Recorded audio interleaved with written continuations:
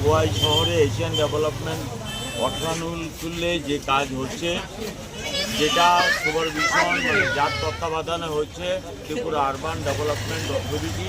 আজকে খোয়াইতে urban development অথরিটির commissioner সাহেব এসে আপনাদের খোয়াই শহরে কাজ করতে গিয়ে যেই সমস্যা ইতিমধ্যে তৈরি হয়েছে তার নিরসনের জন্য আমি কমিশনার সাহেবকে অনুরোধ করেছি সরজমিনে এসে যাতে দেখে প্রবলেম সলভ করা যায়।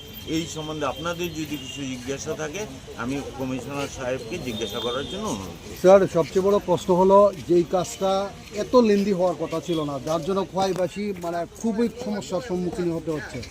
শুধু এখানের সমস্যা না, ওই যে জায়গাতে কাজ চলছে দীর্ঘদিন ধরে, যে বিশাল একটা জামের তৈরি হয়।